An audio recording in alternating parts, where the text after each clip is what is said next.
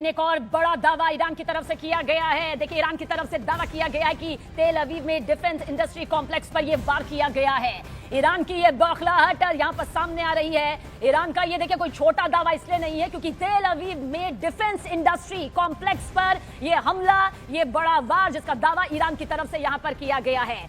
अभी फिलहाल ईरान उस जख्मी शेर की तरह बौखलाया हुआ है क्योंकि उसने अपने सर्वोच्च नेता को खोया है। उस सर्वोच्च नेता को, जिसकी सुरक्षा कवच को इस कदर मजबूत किया जाता है कि कोई परिंदा भी पर नहीं मार सकता।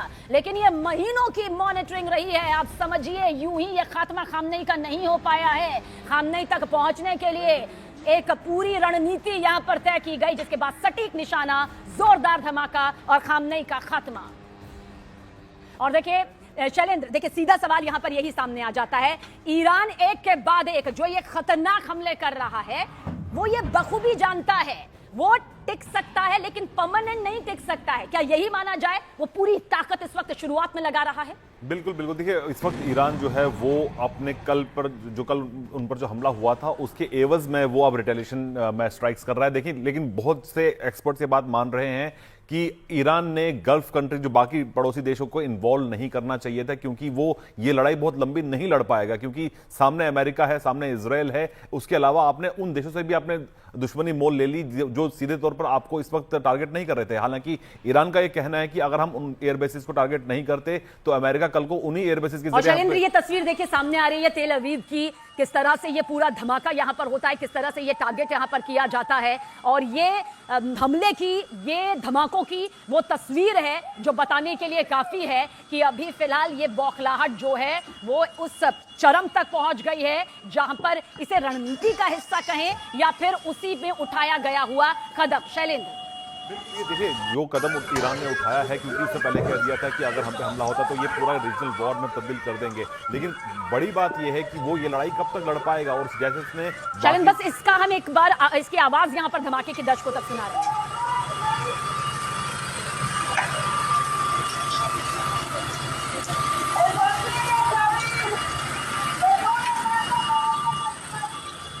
तो देखिए किस तरह से जोरदार धमाका यहां पर ईरान ने किया है। तेल अवीव पर निशाना दागा गया है। ईरान बखूबी इस बात को जानता है कि टिकना और टिके रहना दोनों में जमीन आसमान का फर्क होता है। लेकिन उसने अपना सुप्रीम लीडर खोया है, सर्वोच्च नेता खोया है, खामनेई को खोया है। उसका खात्मा यहां पर हो चुका है, जिसके बाद ईरान अब पूरे अपने चरम से अपनी ताकत को यहां पर लगाता हुआ नजर आ रहा है। वो वहां टारगेट कर रहा है जहां सबसे ज्यादा जख्म दिया जा सकता है। हालांकि ईरान भी बखूबी इस बात को जानता है कि इसका खामियाजा उसे कई प्रतिशत, कई ज्यादा यहां पर उठाना पड़ेगा। दानवीर जी आपके पास आएंगे, लेकिन उससे पहले शैलेंद्र, जल्द रिएक्शन आपका। देखिए, जाहिर तौर पर जो भी कोशिश की जा रही है ईरान की तरफ से, हालांकि जो ईरान जो मिसाइल दाग रहा है उसमें बहुत सी मिसाइल टारगेट पर पहुंच भी नहीं पा रही है। हमने इजराइल का आयरन डोम देखा है, हमने ये भी देखा है कि जो स्टेटमेंट्स यूएई की तरफ से आ रहे हैं कि उन्होंने भी कुछ मिसाइल को मार गिराया है। तो कोशिश लगातार जारी है ईरान की तरफ से। लेकिन फिलहाल अगर हम अल उदैद एयरबेस की बात करें, वहां पर भी कोशिश की गई अटैक करने की, लेकिन उसको भी विफल कर दिया गया। तो कहीं ना कहीं ना सिर्फ ऑफेंसिव बल्कि डिफेंसिव रूप से भी ईरान के लिए मुश्किलें बढ़ती चली जा रही हैं। तो ऐसे में वो अब एक डेस्परेशन के तहत, जो उनके सुप्रीम लीडर की मौत के बाद एक डेस्परेशन के तहत वो इन देशों को टारगेट करना चाहता है। लेकिन अब कहीं ना कहीं उसने जो दुश्मनी मोल ले ली है उन देशों के साथ भी जो सीधे तौर पर वॉर में इन्वॉल्व नहीं थे। तो ऐसे में माना जा रहा है कि इजराइल और अमेरिका के साथ साथ वो देश भी अब कार्रवाई कर सकते हैं ईरान को लेकर, जिन पर पिछले 24 घंटों के अंदर ईरान ने हमला किया है। तो अपने लिए मुसीबत भी ईरान ने यहां पर बड़े स्तर की तय कर ली है। लेकिन कर्नल दानवीर, आपको यहां पर क्या लगता है? ईरान जो अभी एक के बाद एक टारगेट सेट करके धमाके कर रहा है, बड़े नुकसान यहां पर पहुंचाने की कोशिश में लगा हुआ है, लेकिन क्या दुनिया की नंबर 1 सैन्य ताकत के सामने, सबसे आधुनिक सेना के सामने, उस तकनीक के सामने वो कितने दिन टिका रह सकता है? आपकी दूरदर्शिता फिलहाल क्या कहती है? मेरे को नहीं लगता कि बहुत दिन तक ये अपने मिसाइल और ड्रोन हमले कर पाएगा जिस तरीके से कर रहा है। और इसको अगर आप कंपेयर करें जिस शिद्दत से इसने कल कैंपेन शुरू किया था और उसमें अभी गिरावट आई है, अब उस तरीके से उस लेवल पर अटैक हमले नहीं हो रहे हैं जितने कल शाम को हो रहे थे। तो उसमें कमी आई है और ये बहुत जल्दी और गिरावट बहुत तेज़ी से आपको दिखेगी। तो टेक्निकली इसकी क्षमता जो है पूरी तरह नेस्तनाबूद हो जाएगी, इसमें कोई दो राय नहीं है। लेकिन जो लार्जर पॉइंट है जो अभी आप बोल रहे थे कि मिडिल ईस्ट के अंदर पूरी अस्थिरता आ गई है और एक बहुत लंबे अरसे तक चलने वाला ये युद्ध रहेगा as far as the Islamic countries are concern. ये दुश्मनी इन्होंने सऊदी अरेबिया के साथ बहुत समय से निभाई है। बिल्कुल एक वॉर ब्रेकिंग यहां पर दर्शकों तक पहुंचा दे। ईरानी सेना की यूएस इजराइल को देखिए बड़ी धमकी सामने आई है। अभी और सख्त कदम को अंजाम देंगे। IRGC ने कहा है 27 हमारे के ठिकानों पर हमला किया है। अभी इंतजार कीजिए और खौफनाक हमलों को अंजाम यहां पर दिया जाएगा। वो तमाम जगह बताए जा रहे हैं जहां पर ईरानी सेना के जरिए हमले किए जा रहे हैं। IRGC हालांकि ये भी उत्तराधिकारी के तौर पर, ये भी कमान संभालने के तौर पर सामने आ रहा है, लेकिन अभी कहा जा सकता है कि हमले के बाद इसी का नेतृत्व जो है वो इस तरह के खौफनाक हमलों को अंजाम दे रहा है। इसमें भी कोई दो राय नहीं, क्योंकि अभी वो बौखलाहट यहां पर ईरानी सेना के सामने नजर आ रही है। 27 समार के ठिकानों पर यह हमला यहां पर किया गया है। तेल नोफ बेस पर यह हमला यहां पर किया गया है और अभी कहा है कि अंजाम और भी ज्यादा खतरनाक होंगे, तैयार रहिए। ये ईरानी सेना की तरफ से, IRGC की तरफ से कहा गया है। शैलेंद्र।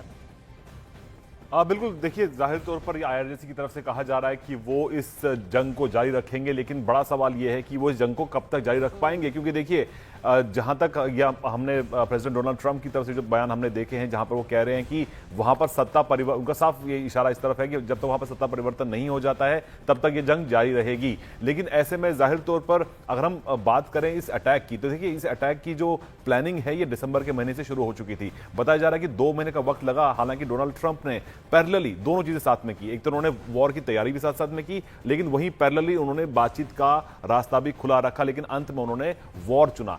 अगर हम कल सुबह की बात करें, जब ये पहला स्ट्राइक हुआ था, तो ये पहले से तय था कि ये स्ट्राइक उस वक्त होगा जबकि सुप्रीम लीडर अली खamenei जो हैं वो मौजूद होंगे अपने टीम मेंबर्स के साथ में, अपने लीडर्स के साथ में। और बताया जा रहा है कि उसके साथ पैरेलली 2 मीटिंग्स और चल रही थी तेहरान में जब अटैक हुआ। और जब अटैक हुआ उन तीनों मीटिंग्स पे एक साथ निशाना बनाया गया, इसलिए बड़ी तादाद में वहां पर बताया जा रहा है कमांडर्स भी मारे गए हैं, उनके ऑफिसर्स भी मारे गए हैं और वहीं अली खamenei का भी खात्मा हो चुका है। लेकिन इसके बाद अब जो ईरान कर रहा है उसका नतीजा क्या होगा, यह देखने वाली बात होगी, क्योंकि देखिए ईरान जो भी कर रहा है इस वक्त रीजन में, तो उसका कहीं ना कहीं उसको खामियाजा भुगतना पड़ेगा, क्योंकि ये बहुत लंबी लड़ाई वो लड़ नहीं पाएगा। और जहां तक उसके न्यूक्लियर प्रोग्राम की बात करें या बैलिस्टिक मिसाइल प्रोग्राम की बात करें, जब तक वो नहीं थामेगा तब तक अमेरिका रुकने वाला नहीं है। और वॉर ब्रेकिंग के जरिए एक और अहम खबर यहां तक पहुंचाने जा रहे हैं, आपके सामने है। इजरायली सेना की अपने नागरिकों से अपील यहां पर सामने आई है। देखिए सायरन तो लगातार बजाए जा रहे हैं, लेकिन यह भी कहा गया है कि IDF की तरफ से हमले के वीडियो शेयर ना करें।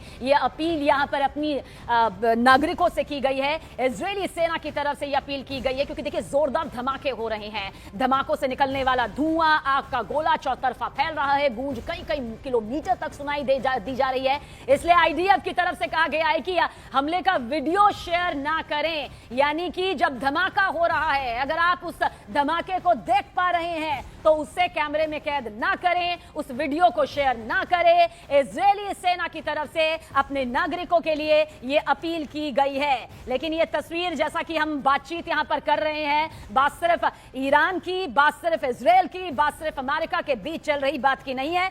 असर जो है वो चौतरफा होता है। ईरान एम्बेसी में झंडा झुकाया गया है। दिल्ली, आपको बता दें, दिल्ली का हम यहाँ पर जिक्र करें क्योंकि जाहिर सी बात है ईरानी एम्बेसी का जो यहाँ पर वजूद है, वहां पर सर्वोच्च नेता अली खamenei जाहिर सी बात है अब नहीं रहे हैं। ऐसे में ईरानी मीडिया ने कहा कि भाई वो शहीद हो गए हैं और अब उसी बाबत ईरानी एम्बेसी में यह झंडा झुकाया गया है और यही बड़ी खबर आप तक यहां पर पहुंचा रही है। देखिए ये एक प्रक्रिया होती है जिसका पालन यहां पर किया जाता है, क्योंकि 40 दिन का शोक, 40 दिन का शोक यहां पर रखा भी गया है। हालांकि इन 40 दिनों में देखिएगा बहुत बड़ी तस्वीर बदलेगी और इन्हीं बदलती तस्वीरों के चलते कहा जा सकता है कि अभी खamenei की मौत के शोक में इस झंडे को जो झुकाया गया है, अभी फिलहाल अमेरिका और इजरायल की वो ताकत भी नजर आएगी। क्योंकि अभी तो हम ईरान की तरफ से आपको दिखा रहे हैं कैसे वो टारगेट यहां पर कर रहा है इजरायल के ठिकानों को और अमेरिकी बेस को, लेकिन अमेरिका का एक हमला, इजरायल की आधुनिक तकनीक का एक हमला, क्या वाकई मौजूदा ईरान सह पाएगा? यह भी बहुत बड़ा सवाल है। कर्नल दानवीर यहां आपसे जानना चाहते हैं, कोई दो राय नहीं, मिडल ईस्ट बहुत तनाव में है, लेकिन क्या ये आग जो आपको नजर आ रही है वो जलाने की भी कुव्वत रखती है? देखिए, इसको एनालाइज करने के लिए हमें ये समझना होगा कि ये 27 जगहों पर जो ईरान ने दावा किया है कि उसने हमला किया है मिडिल ईस्ट में, वहाँ पर क्या नुकसान पहुँचाया है। और कितना नुकसान हुआ है इधर, उससे पता लगेगा कि इसके हमलों में कितनी दम है। तो क्या बहुत ही जबरदस्त तल घुमा नुकसान हुआ है? जवाब है नहीं। क्या सतही तौर पर नुकसान हुआ है? जवाब है हाँ। और क्या मास कैजुअलिटीज हुई हैं मिडिल ईस्ट में ईरान को छोड़कर? जवाब है नहीं।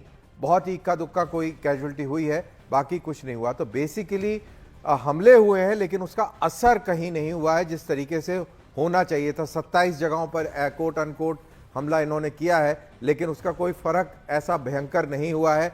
और बहुत सारी मिसाइल्स को, बहुत सारे ड्रोन्स को हवा में ही मार गिराया है। और बहुत सारे जो विजुअल्स आपको आ रहे हैं आगजनी के, जो आग जल रही है या इस तरीके से, वो उससे पैदा हुई है जो डेब्रीज गिरी हैं। जलती हुई मिसाइल जब नीचे गिरी है शूट डाउन होने के बाद, उसके कोलैटरल से आपको ये धुएं दिख रहे हैं, ये आग दिख रहा है। तो बेसिकली वो मिसाइल ने इम्पैक्ट करके बहुत भारी धमाका किया हो वो नहीं है। इक्का दुक्का कई जगहों पर हुआ भी है, ऐसी बात नहीं है, लेकिन कोई बहुत बड़ा इम्पैक्ट जिससे कि ये बहुत अहम आप कह रहे हैं कि हमला कर दिया, धमाके हो गए, एक के बाद एक मिसाइल अटैक हो गया, लेकिन उसका नुकसान कितना हुआ? बिल्कुल ठीक वैसे ही कि आपने परीक्षा की तैयारी बहुत अच्छी की, हो सकता है परीक्षा बहुत अच्छी गई हो, लेकिन नतीजे क्या आए हैं वो सबसे ज्यादा खास होता है। शैलेंद्र, क्योंकि इतना तो साफ है, ये तो हर राजनीतिक विश्लेषक जानता है, अंतर्राष्ट्रीय स्तर पर हर कोई कहता आया है कि ईरान सीधी टक्कर तो अमेरिका से नहीं ले सकता है, कुछ वक्त के लिए ले सकता है। टिकना और टिके रहना दोनों में बहुत फर्क यहां पर होता है, लेकिन वो प्रॉक्सी वॉर यहां पर कर सकता है, जिसके लिए वो जाना जाता है, जिसके बूते वो लंबी लड़ाई लड़ने की भी कुवत रखता है। क्या प्रॉक्सी फोर्स के जरिए वो कई मोर्चों पर खड़ा हो सकता है?